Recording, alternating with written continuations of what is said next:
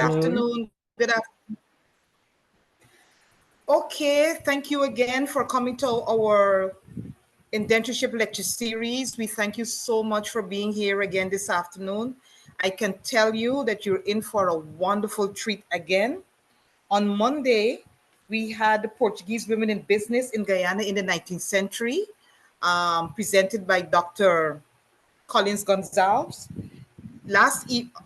Sorry, not on Monday, on Friday. Last evening, we had Indian indentured migration, cultural continuity, change, and gender, presented by Dr. Rupnarain. And tonight, we will be having Yellow Faces, White Desires, the migration of the Chinese to British Guyana through the eyes of Kirkpatrick, Kwok-Crawford, and Sue-A-Quan, presented by Mr. Scott Ting-A-Kee. And I know we're in for a treat. I'm really excited about this presentation. But before we get into the meat of it, we would like to welcome our VC, the Vice Chancellor, Professor Paloma Mohammed, to give us some opening remarks. Professor? Hello, good afternoon, everyone. I hope you are as cozy in your spaces as I am, given the beautiful rain that we've been having the last few days, which I think that we have been craving for a while. I hope that people are not flooded out, though.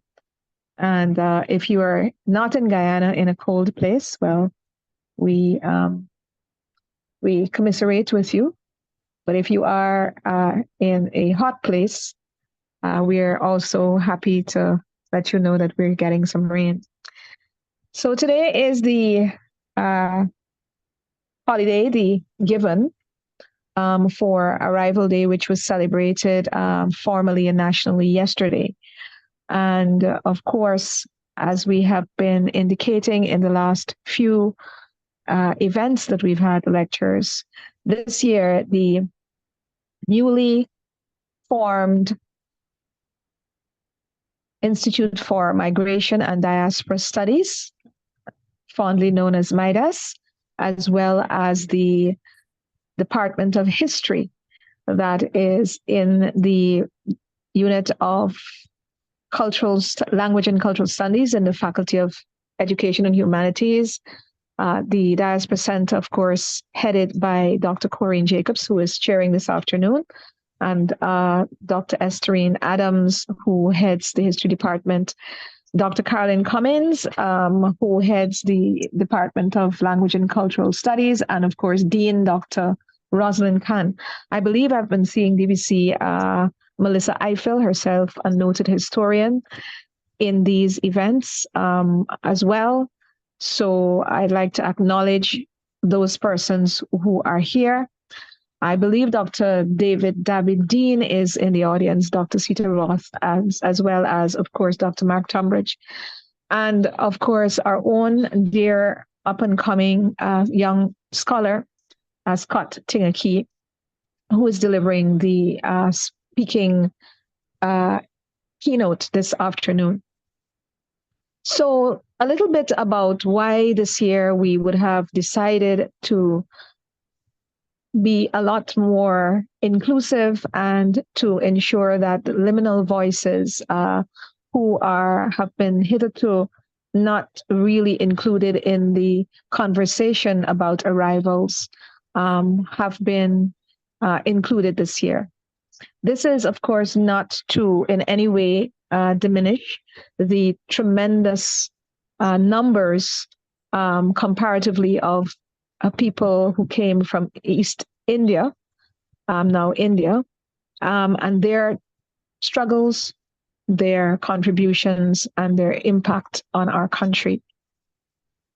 But on those ships, as the literature is now telling us, there were also smaller numbers of persons from Madeira. So we had a talk on Friday from someone who did the work on Portuguese, especially Portuguese women, Dr. Collins.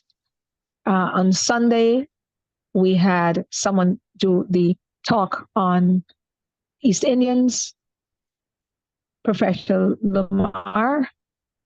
Lomesh. And today we have Scott Ting-A-Kee, who is also going to ensure that the Chinese voice and their contribution is represented here today.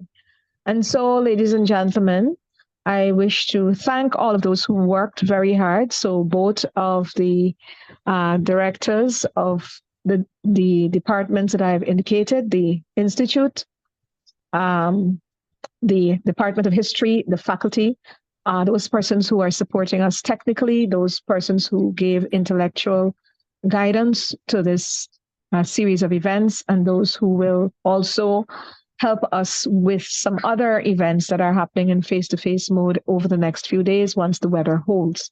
I'd like to thank everyone for coming out this afternoon and to thank those persons who have delivered their presentations, those who have stayed with us over these last 3 days to ensure that we have an audience, a growing one and a distinguished one. And of course, as always, these contributions don't die. This is one of the beautiful things about doing things online and having them recorded. They have life way beyond the day in which they are actually delivered. They are shared. We do share them through our databases, and also they're there online for everyone who wishes to go back and listen, or to look at a piece, or to share with someone else in the future. I would hope, as we have asked, that our University of Guyana Press will also collect the edited versions of these presentations, and that we should have a little publication coming out of them also for those who would like to read and not necessarily listen. So, ladies and gentlemen, thank you very, very much for being here this afternoon. Thank you all for the work that you would have done in putting this together. I commend this lecture to you, and I do look forward to hearing what our dear Scott is going to deliver this afternoon. He never disappoints. Thank you very much, Dr. Jacobs. God bless you all. Thank you so much, VC, for those remarks.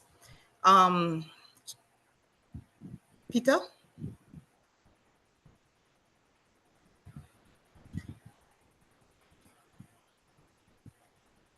So now, just a minute. Can you enlarge the screen for me, please, Peter?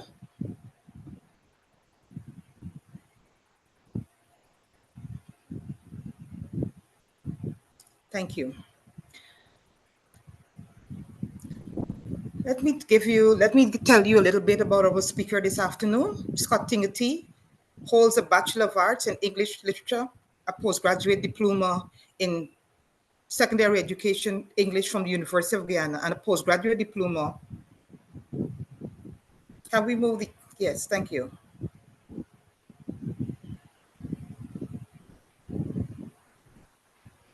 A postgraduate diploma in teaching. Sorry. Yes, that's it. Thank you. Scott Ting-A-Kee holds a Bachelor of Arts in English Literature and a postgraduate diploma in education, secondary education English from the University of Guyana, and a postgraduate diploma in teaching and learning with emerging technologies at the University of the West Indies Open Campus. He serves as a literature teacher, assistant examiner of Cape Literatures in English and CSEC English Literature, a subject panel member of the Literatures in English Syllabus Committee, and author. His research an author. His research interests included Chinese Caribbean experience, Caribbean literature, post-colonial literature, medical humanities, and literary and cultural disability studies. His debut novella, Red Hibiscus, was published in 2018 by Wave Words. Red Hibiscus was shortlisted for the Guyana Prize for Literature 2022 in the first book in fiction category. Ting-A-Kee was a writer in residence at the University of the West Indies, St. Augustine in 2020, and is currently reading for an MA in English Language and Literature. Audience, Please put your hands together. Please let's welcome Mr. Scott Ting-A-Kee. Thank you.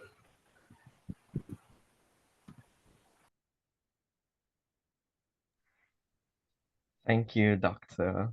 Corinne Jacobs-Chester. Thank you to University of Guyana. Thank you for the newly formed Center of Migration and Diasporic Studies for having me and giving me this wonderful opportunity. And I'm just very excited and pleased to be here to share my knowledge and the research that I am currently working on. Okay, just give me a minute. Let me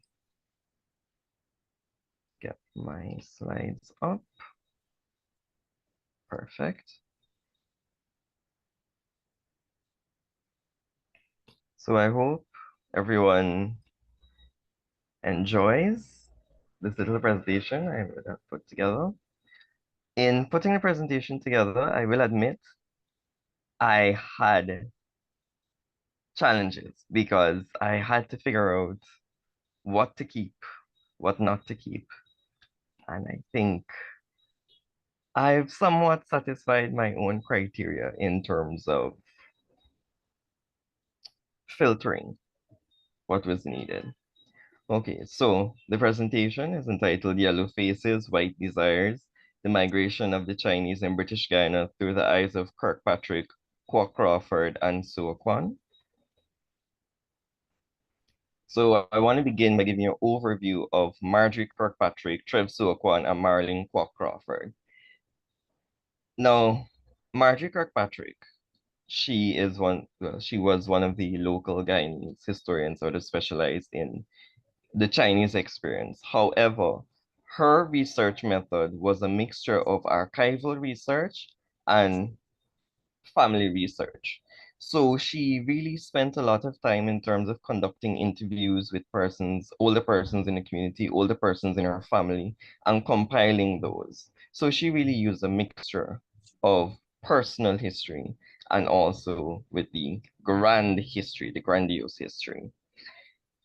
Trev Sue-A-Quan, on the other hand, Trev Sue-A-Quan is a trained engineer, and he would have written a trilogy. So Cane Reapers, Cane Rovers, and Cane Ripples. In these books, he uses different research methods. So for Cane Reapers, it's more archival. That's the text where you're going to find a lot of information about plantation life, about where they were sent when they arrived in British Guiana, how they were treated. In Cane Rovers, he takes a more contemporary approach, where he looks at the families within the diaspora and how they would have made their lives in the US, in Canada, in the UK, and all these other places. Marlene Kwok-Crawford, though, I have a I have a very special connection to Marlene Kwok-Crawford.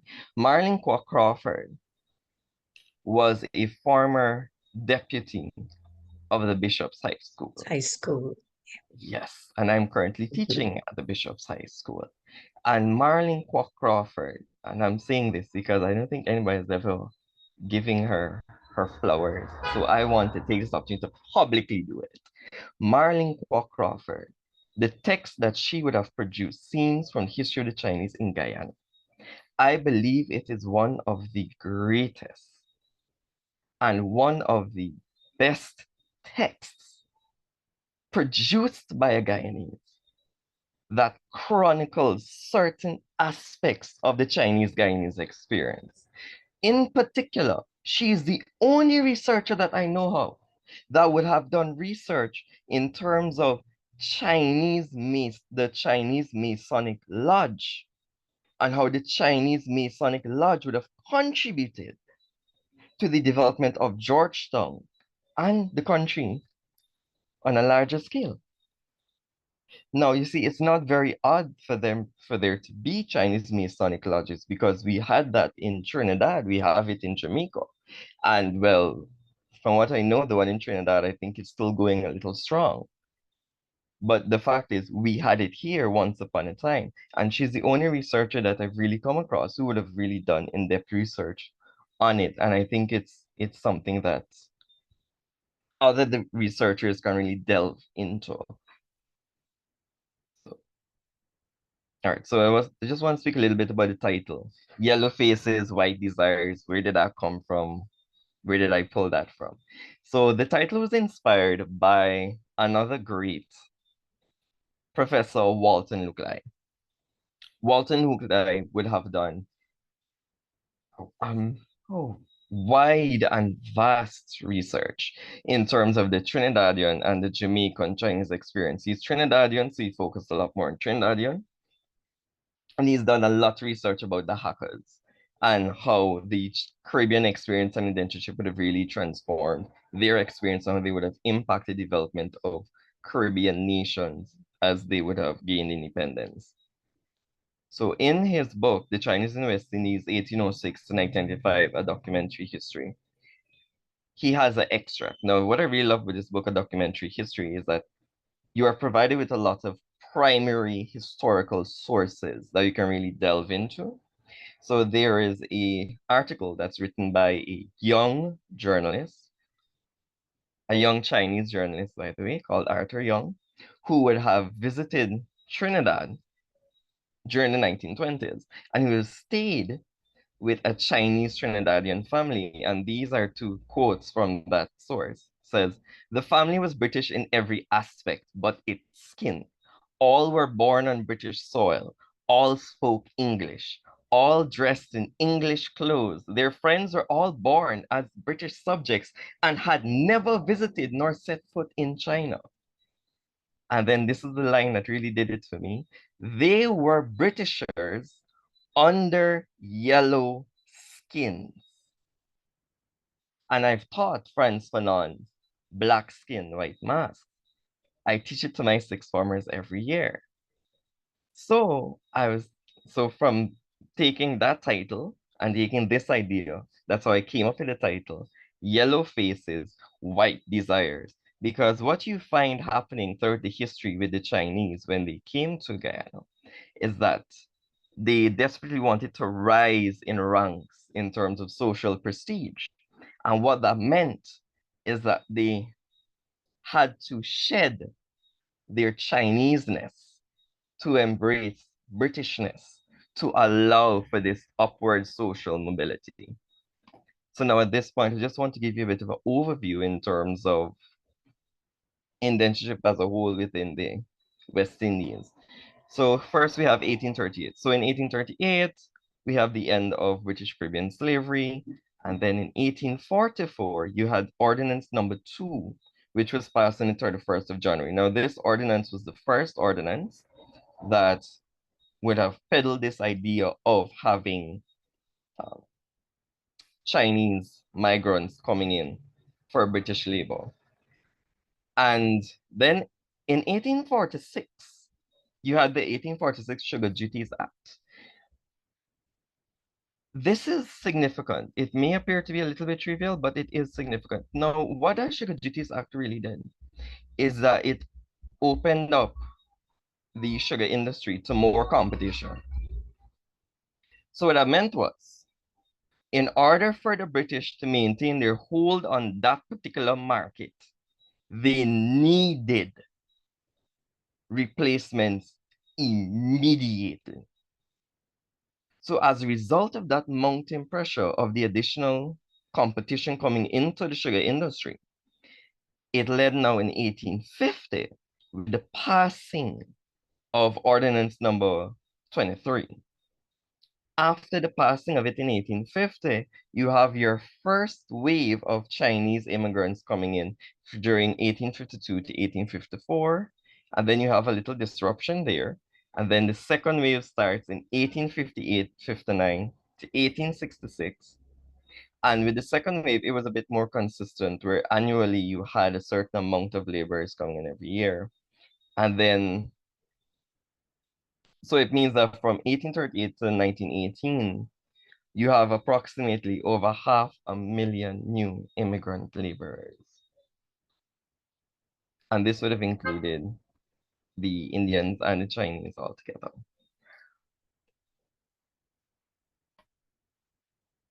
Now here is just a little table. I got this from Clementi's, Cecil Clementi's text. So in 1853, we have the first immigrants come from China. In 1859, 1866, you have the annual influx. In 1874, you only had one immigrant ship. And then 1879, you had the last immigrant ship that came from China.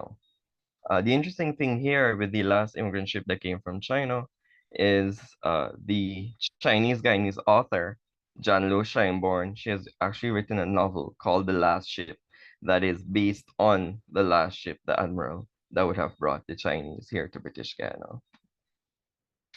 Now, the other thing before I move forward, I want to really make clear this distinction between the two groups of Chinese that would have come. So the Chinese that would have came here, they would have come primarily from the Guangdong or Fujian province. Now you had the Hakka and you had the Punti. Now different authors, different scholars would have translated it differently. Sue-A-Quan, Kirkpatrick, they would have translated it mostly as outsider, foreigner. Kim Johnson, in her text, Descendants of the Dragon, she would have translated it as guest people. Now, Kim Johnson, in her text, Descendants of the Dragon, also would have translated Punti as being people of the land. So in the Guangdong Fujian province, the Punti they were always there. The Hakka by nature, they were nomadic. They belonged to the central plains. Now, with their movement going down to the south, they ended up in Guangdong and Fujian.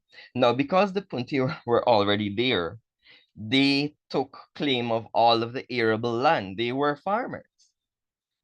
Now, the Hakkas showing up, there is no land for them. So the Hakkas were forced to live in the mountains.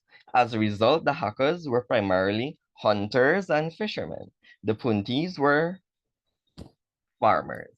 So now you can get an understanding as to why the Hakkas are called guest people, because they were never accepted fully within the province. They were seen as outsiders, strangers. And then to add to the rift even more, they spoke a different language. Hakka spoke the Hakka language. Punti spoke Cantonese. So they had different languages, they had different religions, they had different worldviews.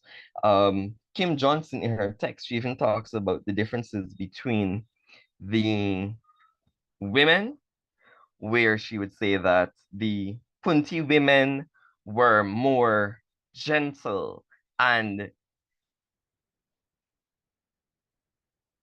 feminine.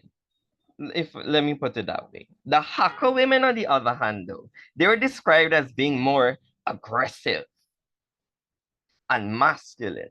But my thing is, remember, these are the people of the mountains. So they have to do a lot of hard labor to survive. And it meant that in their community, that they could not afford to have specified gender roles. So it meant more than likely that women and men were doing the same type of tasks together for the survival of the community. So that's just something I want to bring in there. With the Caribbean, those that came to the Caribbean, most of the Chinese that came to the Caribbean were Hakka. So I am from Hakka descent.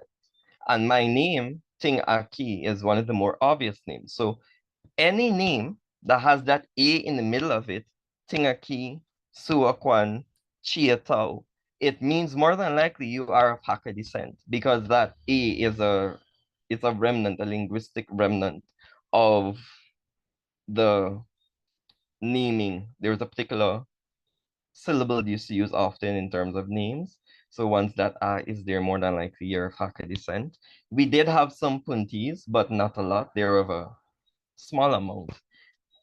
However, I know that in the case of Trinidad, you had more Puntis in Trinidad. So Trinidad was mostly Hakka too, but you had a more significant amount of Puntis in Trinidad.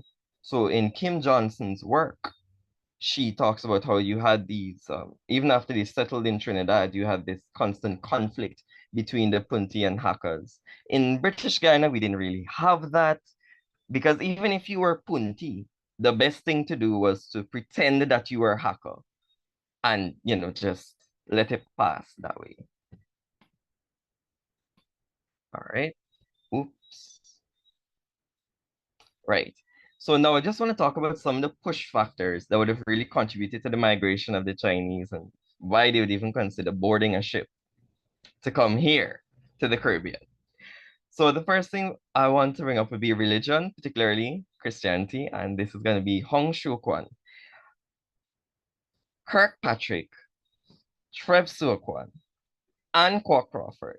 All three of them, they would have elaborated on all three of these major events because they are significant in terms of the understanding of what has created the basis of Chinese Caribbean studies.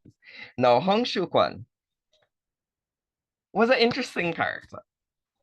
According to Sue-A-Quan and Kim Johnson, he would have had a dream, and in that dream, he dreamt that he was the younger brother of Jesus Christ. And this delusion grew stronger by the day. Now, with this belief that he was the younger brother of Jesus Christ, it led to a religious revolution. Sue-A-Quan claims that he would have broken the Confucian tablets within the community, and he would have started telling his neighbors that they're not worshiping the right God, that their folk religion is wrong. And this is where it gets interesting. You see, missionaries would have passed through and they would have left pamphlets, literature. When they had passed through, nobody in the Hakka community really showed interest. Sue-A-Quan eventually read the literature and got interested in it, and this led to the dream, and then led to this obsessive fanaticism.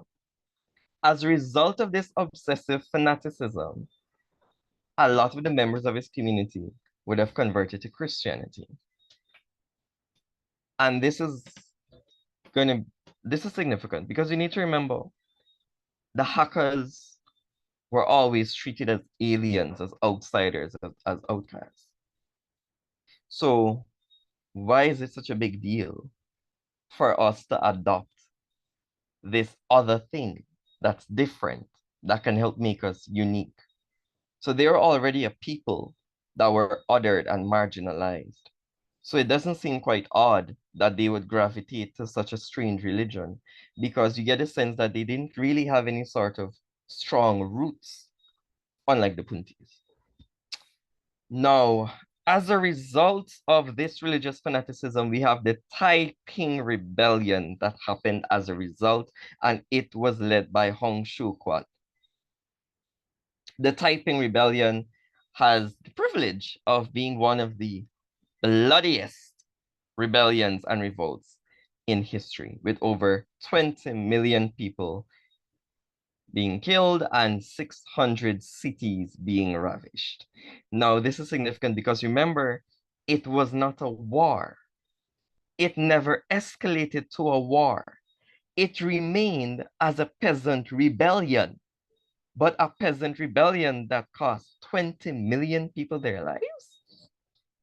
That's why it has that honor of being remembered as one of the most bloody rebellions, or one of the most bloody rebellions in history.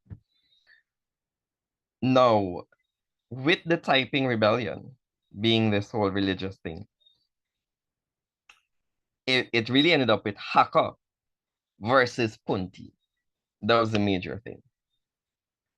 What it actually resulted in, and this is the irony of it, most of the Hakkas fled, because life as they knew it, the structure of society as they knew it, was under threat because of the war that they the revolt that they themselves started. Some of the Puntis as well would have fled as well, but mostly it's all about the Hakkas. And the other thing that makes it easier in terms of convincing the Chinese to come to the Caribbean, many of the Hakkas were already Christians, or they were already accustomed to the idea of Christianity. If they were not converted, they were already familiar with the general idea of Christianity. So here come these Europeans enticing them to come to these colonies. So you're escaping bloodshed, you're escaping war, you're escaping political instability. and they are familiar with a religion that you are familiar with. So let's go. In addition to that, we have to talk about opium wars. Okay, with the opium wars, we have to talk about the Indian Trade Company. So there was a British-owned Indian trade company that was producing opium. They would trade the opium for tea leaves from China. So, and this is the thing too. The British, when they realized that the Chinese really gravitated towards opium, the idea of smoking opium, they really concretized on it and they really capitalized on it. It meant that a lot of the men within the population ended up becoming junkies, very serious addicts. And that was one of the techniques used by the Europeans to have them come to the Caribbean, where they would use drugs to lure them in. With the opium wars, though, what is significant about the opium wars is that in both cases where China tried to resist the British, because the emperor had stepped in and really wanted to stop the trade because he realized it was hurting his people. He burnt down warehouses and everything. China was humiliated and defeated both times. Kim Johnson, in her text, she says that that final defeat in the Opium Wars, that would have been during 1857 to 1858 at the hand of the British, really changed China's perspective because at that point, China was very alienated. They kept to themselves.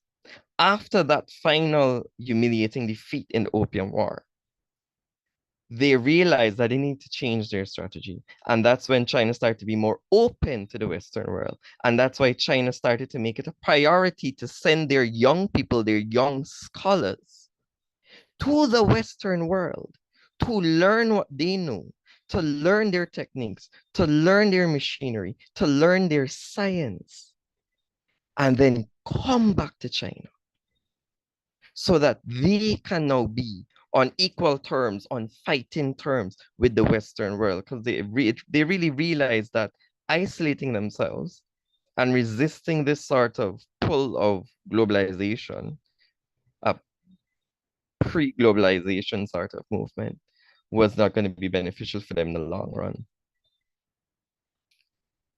All right, so here is, I also got this from Clementi's text. It's a wonderful little table that shows the ships that came. So here you can see that the first ship that arrived would have been the Glentana, and the Glentana would have arrived on the 12th of January, 1853. And here on the table, you're going to notice they have the amount of men, the amount of women, the amount of boys, and they also record the deaths as well.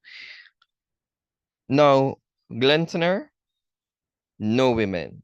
Lord Elgin, no women. The Samuel Boddington, no women. The Royal George, no women. The General Wyndham, no women. So it was not until 1860, with the Whirlwind, you had the first batch of Chinese women coming to the Caribbean. And that this is also very interesting. In Chinese culture, the women are very submissive and they're very much attached to a male. But the thing is that the male is expected to go out. Even if the man is gone for 3 months, 6 months, and so on, he's expected to go. That's his job. It's not the woman's job to go out, to venture, to do any of these things. So they really did struggle to get women. When the British started asking for women, they really did struggle to get women because the culture kind of counteracted that idea. Many of the women who would have come, they would have been disabled, social outcasts. Some of them were prostitutes. And in Marjorie Kirkpatrick's research, and Trev Sue-A-Quan's research, but they don't have any solid evidence. But they surmise that there's a possibility that a lot of the girls that came, the Chinese girls that came on board these ships, were kidnapped. Marjorie Kirkpatrick, through her interview, because remember that's one of the techniques that she uses, where she combines the personal history and the family history with the grandiose history.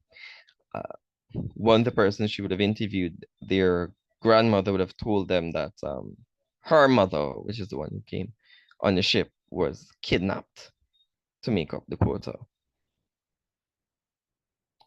This is a little table I also found interesting because it shows you the names of the ships and the different plantations, the different areas of Guyana that they would have been sent to. And what I find really interesting here is that you can see that there's a consistent flow of Chinese migrants going to the west coast of Demerara and the east coast of Demerara. For the other areas, you just see these little smidgens here and there, but you have a consistent and a significant amount of Chinese consistently going to the west coast and east coast of Demerara. Okay, now these are some interesting excerpts, again, from primary sources, largely from Clementi and also from Kwok-Crawford. Plantation life defined by others and not self. Now, with these British reports, I do not understand why, but they really loved to compare the Chinese to the other people who are already here. Instead of just talking about Chinese as they are by themselves, they love to create comparisons. I don't know why. So the first one that I find interesting, they said the Chinese laborers were described as possessing great intelligence than either the Indian or the Negro, and is, sorry, let me move up, much quicker at learning to manage machinery than either of them. This is from a report in 1871. The British overseers also, this was a consistent thing that you're finding when you go through the reports. Their work was described as being neat and tidy, and they were described as having a very strong work ethic. And this is something that's actually central to Chinese culture itself, because Chinese culture is largely founded on the principles of Confucius. And one of the major principles is this idea of having a good work ethic, that it's honorable to have a good work ethic. They also did a contrast between the Chinese and the East Indians, where the Chinese are not as likely as the East Indians to protest and so on and so forth. And this kind of feeds into the idea of the Chinese being docile. I have a bit of an issue with that. So on one of the ships that have been coming to they were taking migrants to Trinidad and Guyana. The doctor surgeon on board the ship, Dr. Surgeon Eli, in one of his letters, and the letter can be found in Walton Luklay's text, Documentary History of the Chinese in the West Indies, he mentions that there was a fight in the hold among the Chinese. Now, remember I told you about the Hakka and the Punti earlier, so of course, this is going to be a tribal thing. Even though they're escaping the same hell together, it didn't mean that they hated each other less. Some of them did reconcile and so on the ship. Marjorie Kirkpatrick records the story of a Punti woman who married a Hakka man. And not any Hakka man, the same Hakka man who murdered her husband. They met each other on the ship. But they reconciled on the ship and got married on the ship before they arrived in British Guiana, because they realized that was their best chance of survival. And the Punti woman had children. The Hakka man had none. So he was like, this is a chance to have a family and all that. And, they reconciled. But we did have quite a lot of fights. And Dr. Eli, in his letter, he describes the Chinese as being, they were like monkeys. That was his word. He described them as being a barrel of monkeys. Because when they started fighting, Blood was flowing. Anything was a weapon. He described that they were able to take almost anything they put their hand on and use it as a weapon. And that many times, in order to get it to stop, it means that people had to be shot and killed. So the thing is, when you look at the research, even though the Western thing is that Chinese are very docile, they're very submissive, and so on and so forth, you do have some narratives that counteract that. For example, you would have noticed that they had quite a few breaks between the Chinese migration. It wasn't a smooth flow. That was because of government intervention, but not only that, there were times when the Chinese within the area would rebel and kill the Europeans who were manning the port and so on. So that meant that they would then pull out and then they're gonna try to do a thing again and then again. So I had a little issue with that.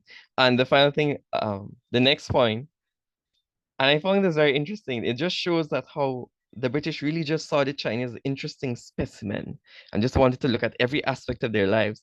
So they even found it necessary to note that unlike the Indians, who when they are in a brawl, they tend to pick up their sticks, their fighting sticks. And the fighting stick tradition is a very strong tradition that I think still lives on in Trinidad. I think it's part of the performance in Trinidad Carnival sometimes too. But I know it's a really big thing in the literature. It's a very big trope in the literature. The Chinese seem to prefer knives and pointed weapons when they had a brawl, though. Remember I told you earlier, with the Chinese, when they fight and they really fight, blood had to flow.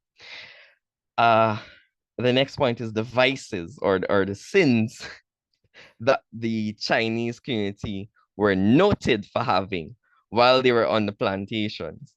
One report says the Chinese as a class are inveterate gamblers and opium smokers. In their barracks, they generally have a room set apart as a gambling saloon, where as well as their own rooms, they smoke opium.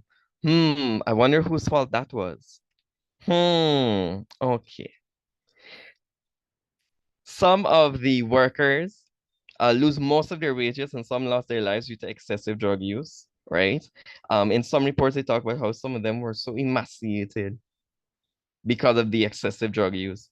The Chinese generally did not save as much money as the Indians because the food that they were given as part of their indentureship contract, it just was not enough for them. So they would have to go out and buy additional food or buy additional ingredients. And this particular author, and I think this is from Odine's text, A Guyana Story, where he mentions that it may have been because they're accustomed to a richer and more varied diet. Another thing that they would have pointed out is that the Chinese had a high consistency of abandoning the plantation when they were given their bounties. So you'd be given your bounty 6 months before the completion of your 5-year contract. And the Chinese, many of them would often escape from the estate, especially for the ones that are closer to Georgetown. And what they would often do, if they were close to Georgetown, they would escape from the plantation and try to get to Chinatown. There was a Chinatown. We all know Chinatown today as Charlestown. And there are many stories of the police going to the Chinatown, which would have been in the Charlestown area, finding these fugitives and arresting them, putting them in jail, and then putting them back on the plantations. And then like a month after they do it again. It was just a recurring thing over and over and over. The next major thing I need to talk about, because all researchers, all historians, when they talk about the Chinese Guyanese experience, they have to talk about Hopetown. Now, Hopetown was one of the first Chinese settlements. It would have been in Berbice, and it was founded by O Tai Kim. Now, O Tai Kim is an interesting character. Otai Kim is not his real name. His real name was Wu Tai Kam. So this is corroborated by Marjorie Kirkpatrick's research. Clementi's text has that. Kwok-Crawford and Sue-A-Quan.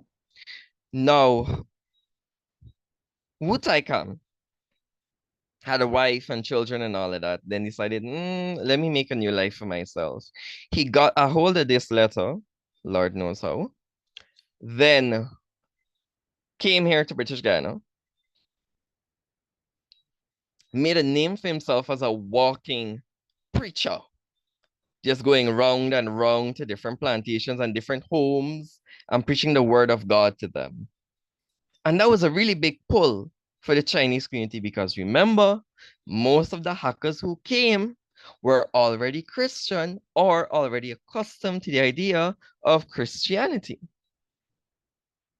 So eventually, and he's described as being very charismatic and all of that. So eventually he got a sizable congregation and following.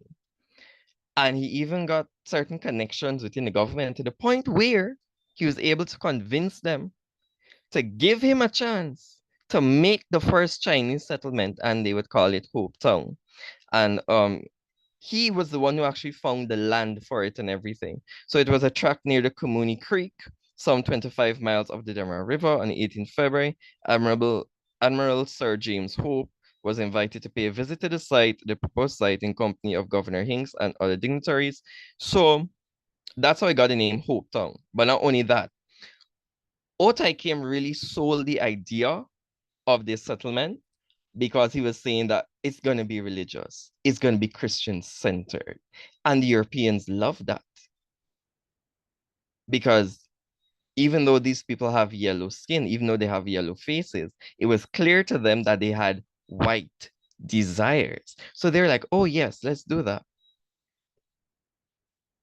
And well, with Wu Tai Kam, he had several functions, as you can see here. He was doctor, lawyer, priest, banker, mayor, all these different things, pastor, the good shepherd, all of that. And I like this, what Clementi says. He says, so much prosperity seems to have had a deteriorating effect on the man's character, and charges of immorality were made against him. Now, what had happened was, it was discovered that Otai Kim was having an affair with all of the historical documents, just describe her as a colored woman in Georgetown. So in terms of Hope Town, their one of the major things they made were coal, right? So every now and again, you would need somebody to take the long trip from Berbice down to town to sell the coal and so on and so forth.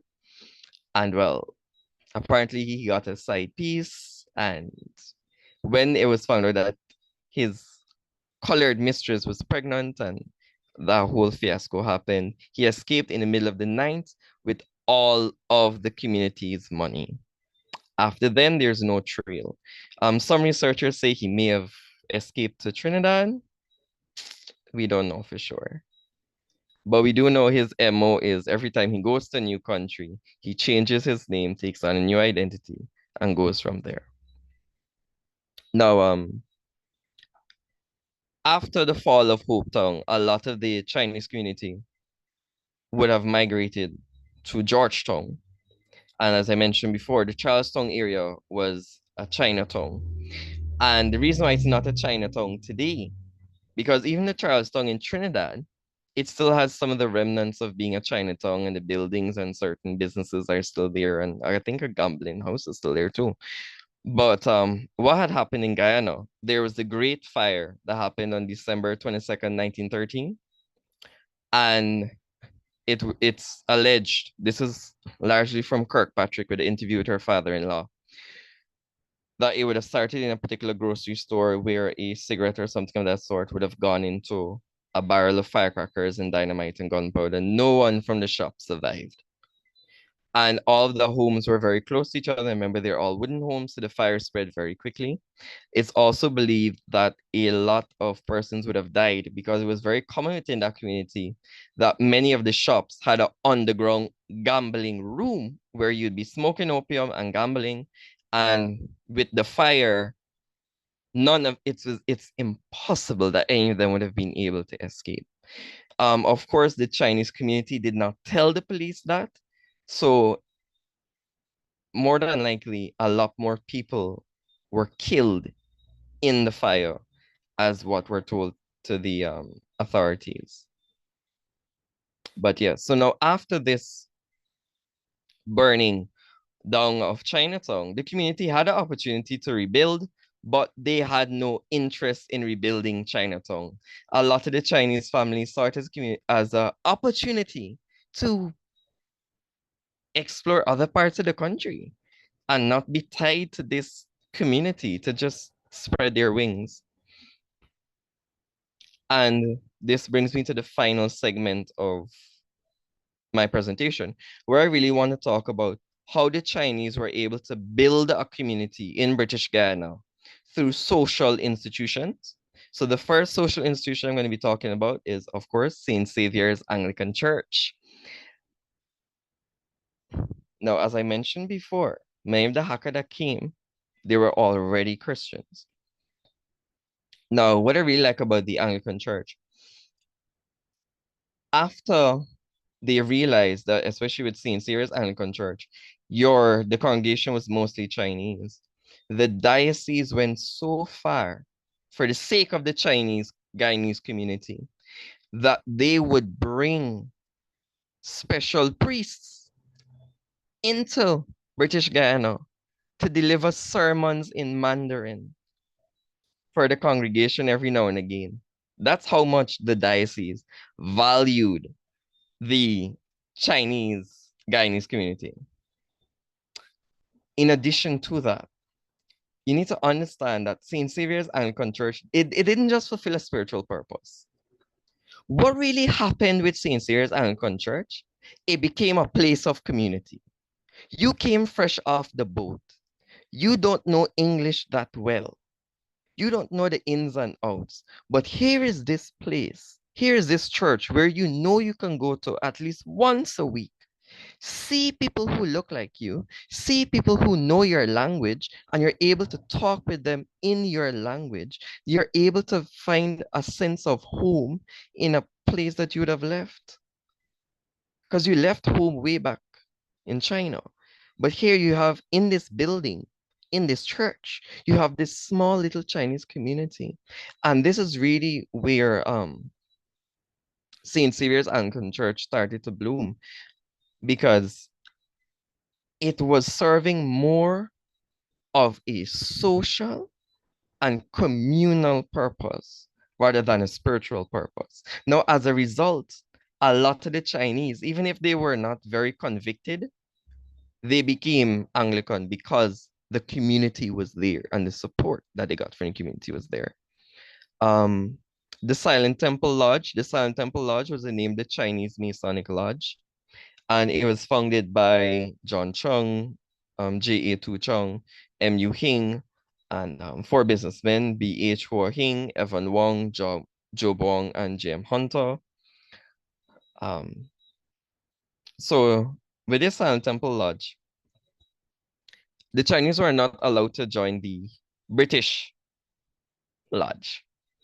So the Chinese ain't taking it, they did not consider accepting defeat. It was not an option.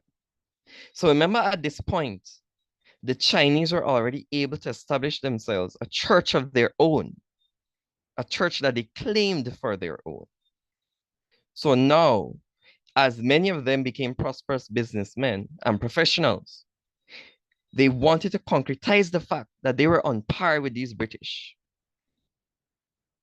So they did it by establishing their own Masonic lodge. And it was called the Silent Temple.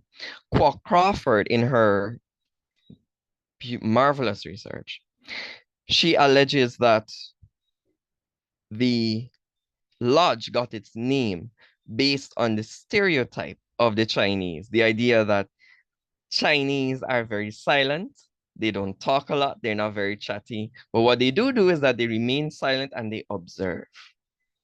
So the men thought that that's the best name for their lodge. a name that is tied to a stereotype that is strongly tied to their community. Yeah. Now, with the Silent Temple Lodge, it made a way for a lot of their children to get scholarships to go to the UK to study. It also helped a lot of business people to get their start. The lodge also would do a lot of donations for St. Saviour's Anglican Church. And St. Saviour's Anglican Church also had a special service every year on St. John's Day, which is a very special day for Masonic and Freemasons, Masonic lodges. Uh, that ceremony would be held in St. Saviour's Anglican Church. So it was the Masonic Lodge really became a stronghold of the community. Now, in terms of schooling, we have to talk about Central High School. Central High School was founded in 1927, and this was by Joseph Clement Locke. Joseph Clement Locke, often referred to in documents as J.C. Locke, is also a former president of the Silent Temple Lodge, and also would have served in many high positions within the Chinese Association. So he was one of the lucky ones who got to study overseas in the UK. When he came back, he said, okay, let's open our own school for the Chinese community. And then eventually they decided to open the school for everyone. So this is another way of the Chinese community making a stronghold, where they were able to create a school of their own to ensure that their children could have a quality education, and that quality education was not something that only the British children could be given. So they were very much honed in on this idea of being equals with the British. This is the sports club. Yes, there's Cosmos, the Chinese sports club. J.C. Locke would have also functioned as, I think, president, vice president in the Chinese sports club. There's a pavilion in the early days of the Chinese sports club that J.C. Locke would have actually founded. He would have put together the money and said, look, you need this pavilion to do the cricket. Here is the money. Make the pavilion, make it happen. And I think they even named the pavilion after him. So, well, of course, it's now the Georgetown Guyana Motor Racing and Sports Club. It started informally in 1924. So this is where they would have like little small games in the Chinese Association and Bricknam. And then eventually they're like, okay, you know what? We can really expand it out and make it more than what it actually is. So in 1931, they had the ground they got their hands on the ground in Thomas lands, and the value of Cosmos within the sports sector, I think it should not be undervalued.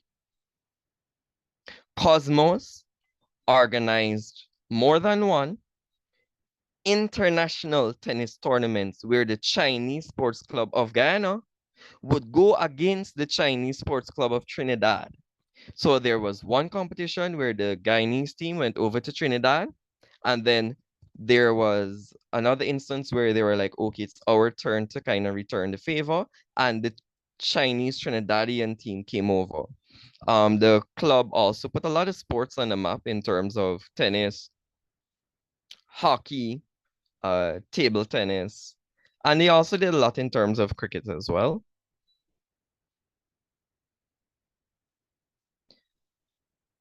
Oh, well, finally, the Chinese Association, which was founded in 1920. And this piece of information here, it's credited to the magnificent Marlene Kwok-Crawford. According to Kwok-Crawford's research, she mentioned that there was some very interesting criteria in terms of the committee that would run the Chinese Association. And these are the criteria here. Must be pure-blooded Chinese, must be a descendant of a pure-blooded Chinese race. One's father must be either of a pure-blooded Chinese or descendant of one. Members must be 16 years of age, and the management of the team of the Chinese Association comprised of a president, a vice president, 2 secretaries, a treasurer, and 5 other members. Now, these 2 secretaries, I want to hone in on that. Now, one secretary had to be Guyanese, in a sense. They had to have a good handle of English. The other secretary had to be Chinese and had to be very versed in Cantonese, Mandarin, because the Chinese Association wanted to bridge that gap between those who are already here and settled and those who will continuously be migrating to British Guyana from China. So they really emphasize the need for translators. And what the Chinese Association did, and this goes back now to their social functioning, creating a community, they would meet these people, find them a place to rent, give them money to start a business, find a place for them to rent to start their business, help them through the process in terms of getting passports, in terms of finding schools for their children, things like that. So that's why for this final section, I really called it community building through social institutions, because the Chinese really what they did, they knew the value of community, they knew the value of collective power, and they use that to their advantage so that they can level with the British. So even though they had yellow faces, they wanted to be on par with the British. And all in all, I would say they were successful in their community venture. And that brings me to the end of my presentation. And I think I may have gone over a little bit too much. My apologies. But I hope you enjoyed. Oh my, thank you. Thank you so much, Scott. This was so interesting. Oh, so much information. I don't even know where to start. And all the hands are up and the questions are coming in. So I hope that you're prepared. But I just wanted to ask one question before we go into the questions. What about the women? What kind of role did they play in this whole migration process and becoming established here in British Guiana? Is there any literature about the women role here? Yes. And that actually would be a different presentation for a different time. But in general, the women have played several functions. So one of the major functions is that their function in the home, because they played a big role in terms of preserving certain social norms within the Chinese community in terms of dating and marriage. And also some of them made it a big deal in terms of passing on the language. But they were also, remember one of the founding members of the Silent Temple Lodge, M.U. Hing, who was an outstanding businessman? His daughter is the one who ended up taking up the mantle and running all of the businesses when he passed away. So we do have, and this is once again, thanks to the marvelous, late, and I want to say great, Marlene Kwok-Crawford. Crawford. She did a lot of research about the contribution of Chinese business women within Guyana. But like I said, that would have been a whole different thing. But yes, so they did contribute a lot in terms of the business and also in terms of sports. Jem Hoa Hing is a legend within the tennis community. And they also did a lot in terms of medicine and so on. I think the first, I can't remember which type of surgeon, but the first surgeon of that type within British Guyana was a Chinese Guyanese female. Her father was connected to the Silent Temple, and she was able to get a scholarship that took her to England to study this particular area of surgery, and she came back as the first specialist in that field. The name is escaping me though. I think it's Hoa Hing. But yeah, they did a lot. Thank you so much again, Scott, for excellent presentation. So we'll take the questions now. The first questions is since so little is known about the Chinese immigrants, did the Chinese female immigrants suffer domestic abuse or prejudice? Before you answer, let me just say, persons who have questions, please put the questions in the Q&A. I will look at questions that are placed in the Q&A because it's going to be a bit difficult to be looking in the chat for questions and then looking in the Q&A because, of course, comments are being made in the chat also. So please place your questions in the Q&A. Thank you very much. Yes. So, Scott, since so little is known about the Chinese immigrants, did the Chinese female immigrants suffer domestic abuse or prejudice? In terms of domestic abuse, I'm not sure about that. That would be an interesting gap. But then the thing with the domestic abuse now, that would have to go more into probably like the personal family histories. So I'm not so sure about the domestic abuse. What was the other part of the Okay. question? Domestic abuse and Um, something else. Discrimination. Did they suffer discrimination? Not well, you see, the thing is, the women tend to keep to themselves. It was more of the men who would go out and find Yes. other women of other races. The women would primarily play it safe. And a lot of women who came in the later, not the later batches, not the first batch of the first couple batches of women that came, but the Yes. later batches, they tend to bring families. So a lot of women that came were already married. But the women, they tended to not venture out as much as men to the other races. In terms of discrimination, as a whole, the community was so, the Chinese, they kept to themselves so much that they didn't really, they had a good relationship with the Indians, so I can say that for sure. Because they had tried growing rice for themselves and they realized that don't really make sense because the Indians already are well established in terms of growing rice. So the Chinese just decided it would make more sense in terms of money to just buy rice from the Indians. So the Chinese and Indians always had a very good relationship where they would support each other in that way for in terms of cash flow.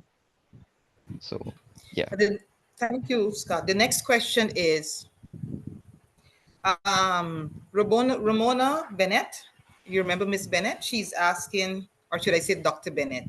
She's asking if you can share a bit more of your Chinese ancestor experience, your Chinese ancestor experience in British Guyana. Okay, a lot of what I know about my ancestry would come from Marjorie Kirkpatrick's research because Marjorie Kirkpatrick was a Ting-A-Kee. So in the book From the Middle Kingdom, she talks about William Ting-A-Kee, and William Ting-A-Kee would have come to British Guiana as a boy, 8 years old.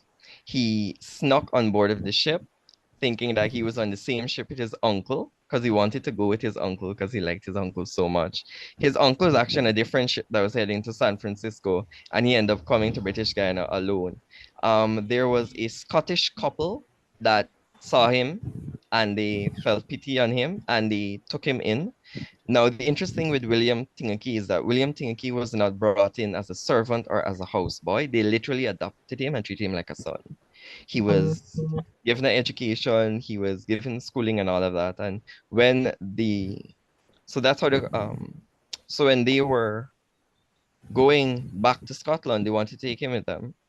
And he said no, he wanted to stay because British Guiana is home.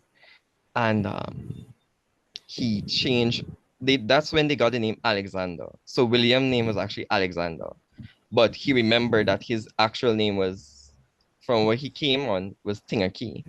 So as an adult, after they left, he would have changed his name from Alexander back to Ting-A-Kee. And then, well, that's really how the Ting-A-Kee started. It's a very different narrative from the other Yes. narratives, for sure. Okay. We have our registrar here, Dr. Gravesandi. Dr. Gravesandi, thank you so much for being here. He has his hands raised. He would like to ask a question. Go ahead, Dr. Gravesandi. Well, thank you very much, Dr. Jacobs. Let me start by commending Scott for a very useful and instructive analysis of Chinese immigration.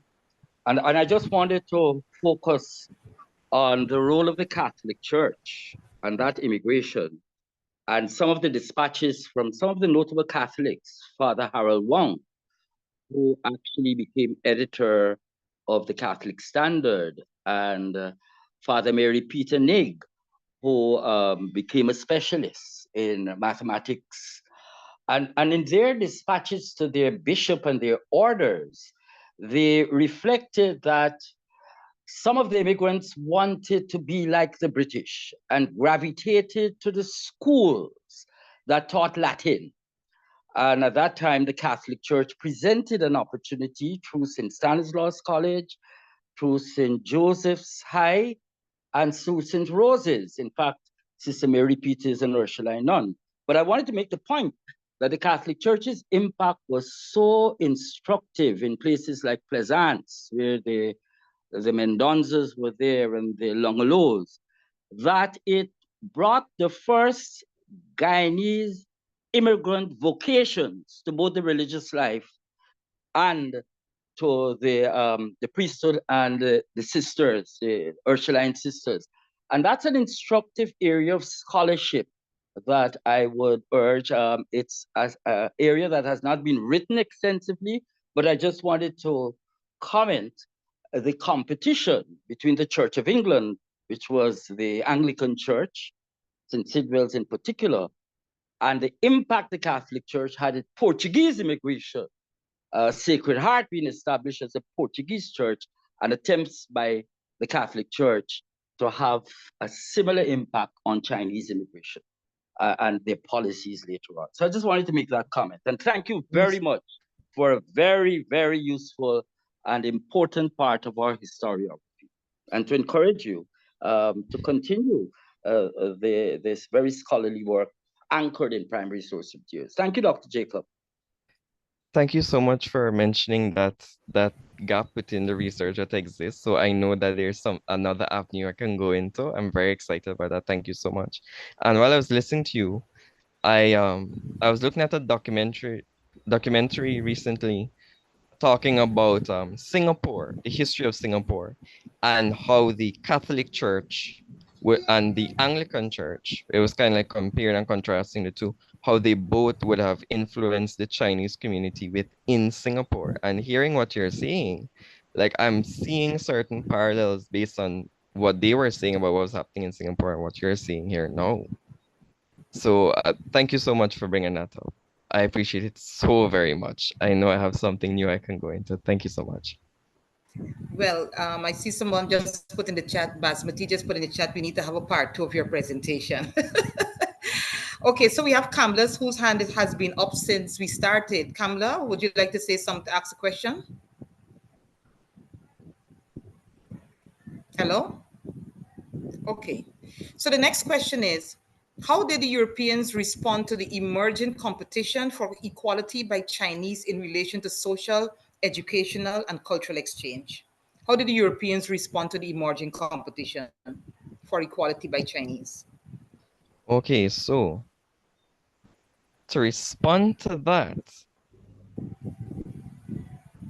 I have to permit me to kind of sidetrack a bit.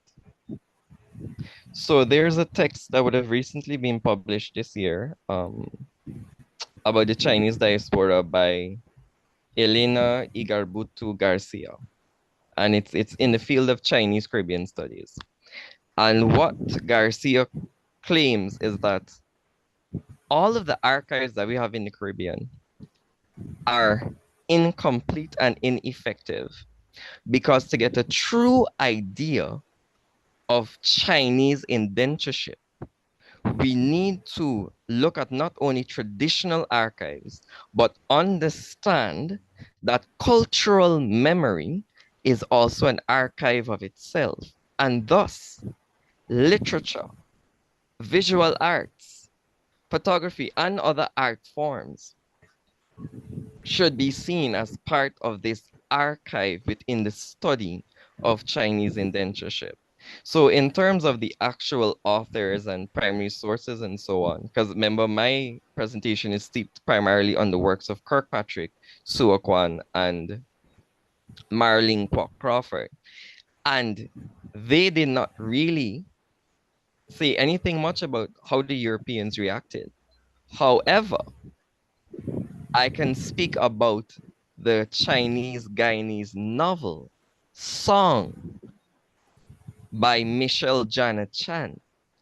And she, in an interview, she claimed that that novel is based on interviews she had with her grandparents about their indentured experience, and that the character Song is based on what they would have told her a lot.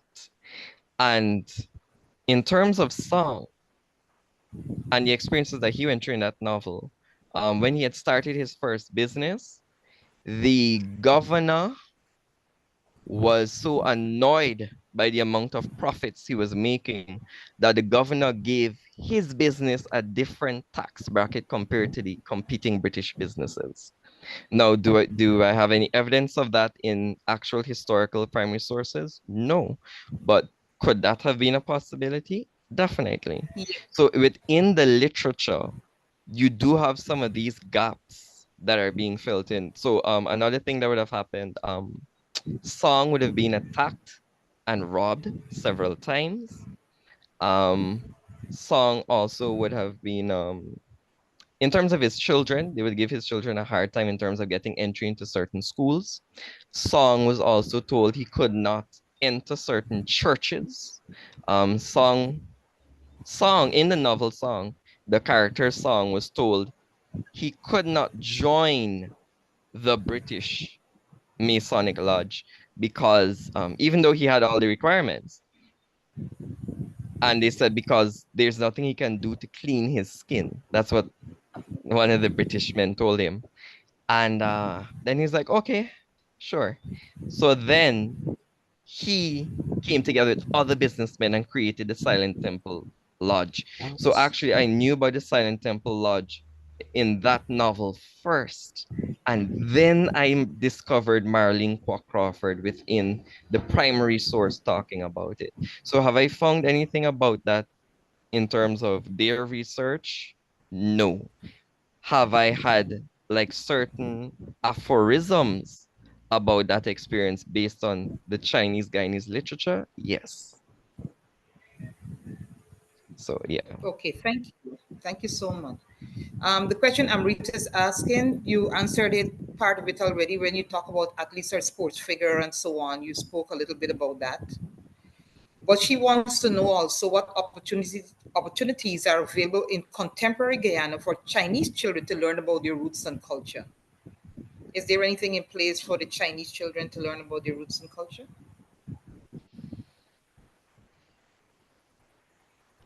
When she says roots and culture, does she mean like the Chinese Guyanese heritage? Yes, the Chinese Guyanese heritage, yes, I suppose. No.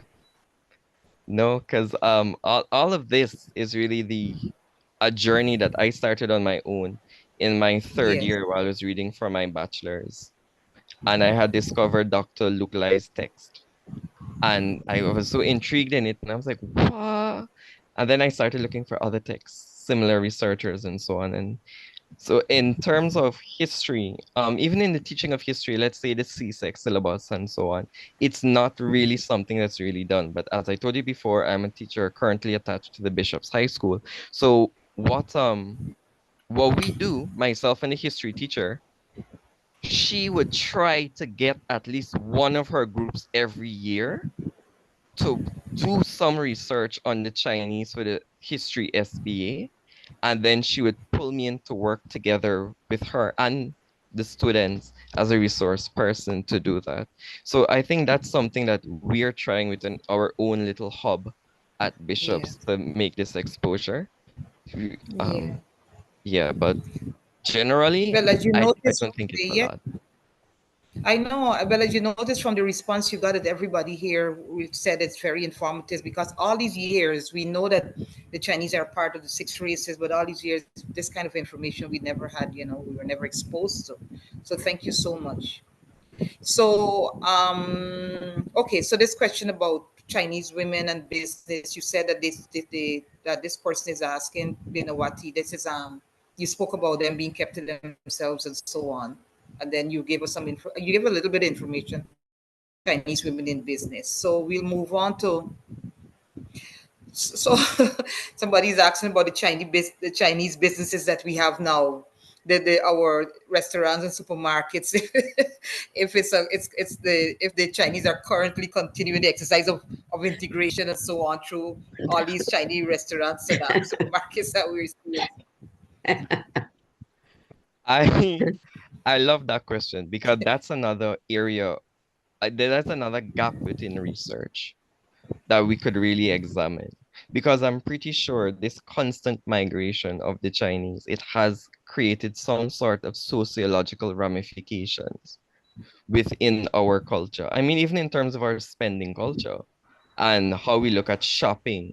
I think that would be a very interesting sociological research. Because like, why is it that Guyanese people, when it comes to certain items, we know we can catch a Chinese store and not any other one? And this constant migration, I'm not so sure if there's a strong correlation with it in Guyana, but I know in Trinidad, their Masonic lodge, their Chinese Masonic lodge is still quite strong, quite prevalent. And all the businesses that come in and so on, they work together with the lodge. The lodge helps them to settle. The lodge helps them to get things in order. And when they move off and they migrate to US, Canada, or the UK, the Masonic Lodge help the next person to come in and take over that business. But I noticed we have that culture a lot in Guyana where a Chinese business doesn't necessarily close down, but it's oftentimes it changes hands. But there's a gap in the research that we could really look at, in not only from a historical perspective, but also from sociological perspective in terms of the integration. But what I find is, generally, but then again, my experience is very limited. But from the very limited experience I would have had, they don't seem to integrate in the city, at least. They don't seem to integrate as much compared to those historically. But the thing with the businesses, and this is from another primary source, there was a editorial that was written in the Chronicle, I think in 1927. And the writer of this letter to the editor claimed that the Chinese are parasites, and that all of these Chinese laundries that are popping up all over Georgetown are parasites, and they're ruining Guyanese culture. Because during that time, you had washerwomen. So you would hire these washerwomen to do your washing and your laundry and so on for you. But with the Chinese laundry, and they kept coming in, more and more kept coming in and establishing this business, because it was a very prosperous business. They were putting more and more washerwomen out of job. And they were described as worms, as parasites, as unwanted. And when I read it, I was like, wow. Because you can take that and put that in a contemporary context, and a lot of the sentiments would still be the same. But Yeah. yeah. So, what about their culture? Somebody's asking here. Kishan Sears is asking, what was the impact of the Chinese on the local culture? And you just alluded to something like that, because of course they came with their own culture and all the rest of it. Yeah. So, how did it impact the culture here in British Guyana? Oh, well, you see, in Guyana, we had a very interesting experience that is different from Trinidad. So, to answer this question, please permit me to do a little comparison contrast between Guyana and Trinidad.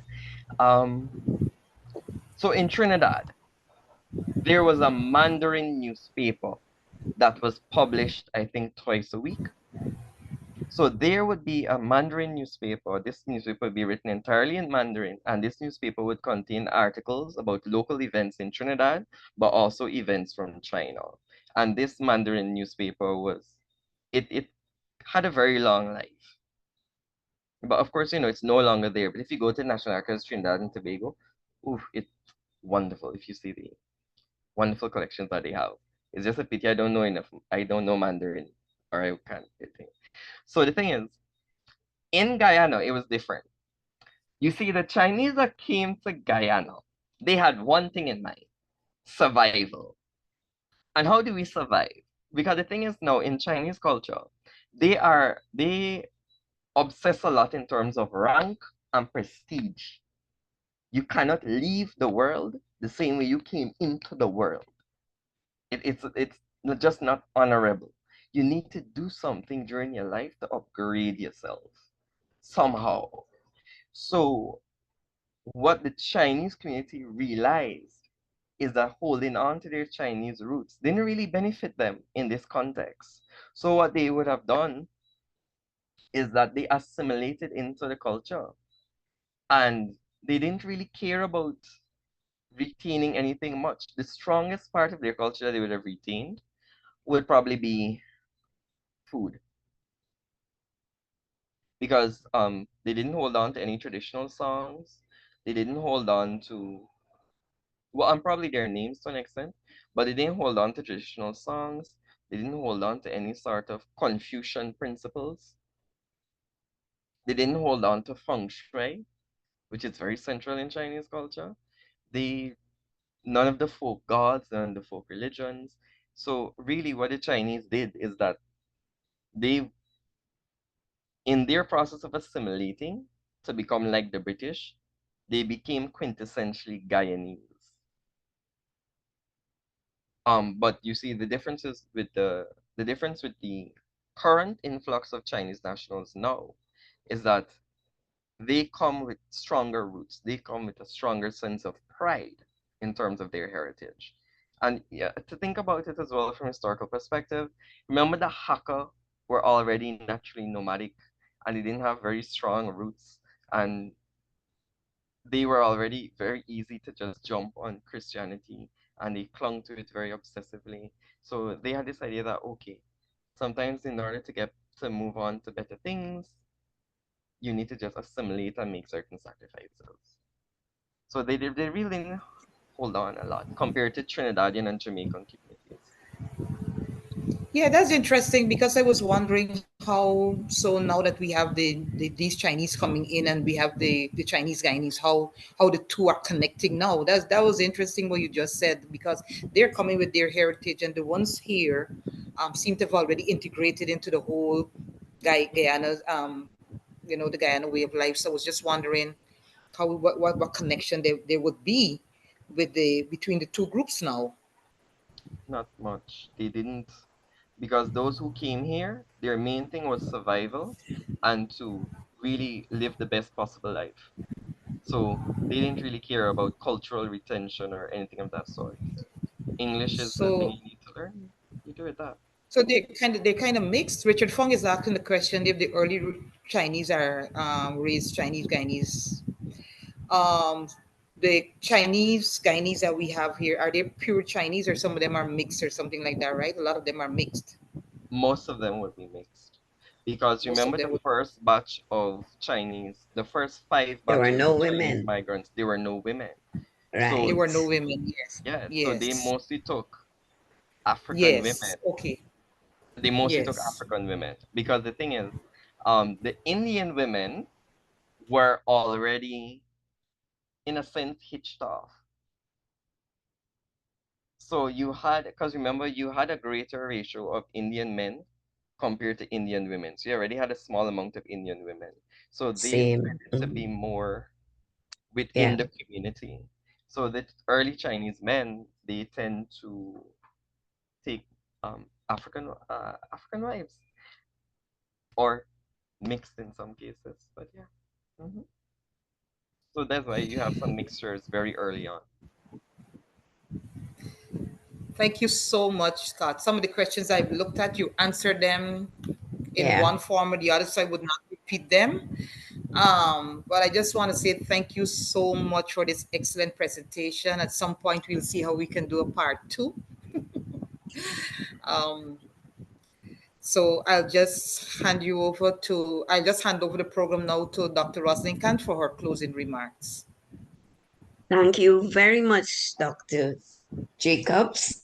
And Scott, thank you so much for such an informative presentation on the Chinese, their arrival dates. You gave a wealth of information this evening, and about what I found very striking was your focus on they already came as Christians with Christianity as a part, and um that's I wouldn't say struggle, but the attempts they made to be to equate themselves to the British, that you spoke about, the the and the way in which the indentured laborers came. It was not smooth flowing. There were breaks in it. The fact that there were more men in the beginning than women, very few women did not come. So there you had the intercultural mixes arising, and we know I've heard of Chinese Douglas. One of the terms that is used, that's a Chinese Douglas. So you know right away what the mixture is there. And all the information you gave on the the the two main tribes, the Hakkas and the Puntis, right? I mean, all I know is growing up, and you did speak about the influence of food, Chinese food, it's indelible in our society. And we have a society in which the average Guyanese, we have 6 national dishes, and the average Guyanese can prepare all 6 and have that special flavor that comes out, you know. And at one time, I can say safely, having traveled a lot in the Caribbean, the Chinese food from Guyana was always regarded as the best Chinese food within the region. So their food, the laundry was an important part of their contributions to our society, because and I saw the other aspect you spoke about when you said that they were resented because they were denying the washerwomen opportunities to earn a living, right? And this is what happens when we have migration, is some of the effects of migration. But it was really and I happen to have the pleasure of being a staff member at the same time that Mrs. Crawford was at the Bishop's High School. So I knew her personally, and I was really impressed with her history on the lodge. So very, very, very interesting presentation here this evening, very stimulating. And one of the things that I would like to say about the Chinese that come, and you said it, the Chinese coming now to Guyana, they come with their strong Chinese heritage. And because they stick as a community among themselves, there is still not much interaction with the larger society. Right? So thank you again. Thank you very much.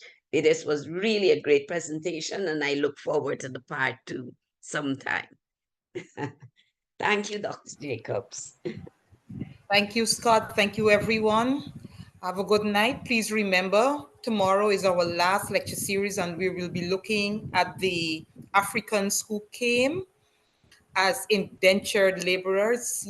Yes, we all know that they came. Everyone knows about slavery and all of that, but there were some who came as indentured laborers later on, and we would really like to hear about that because most of us don't know about that. And so we look forward to our final informative and stimulating presentation tomorrow evening. Please join us here again at 6 p.m. For our final in the lecture series, Indentureship, History, Migration, and Gender. Thank you so much. Thank you, Dr. Jacobs Chester. Great evening, everyone in attendance.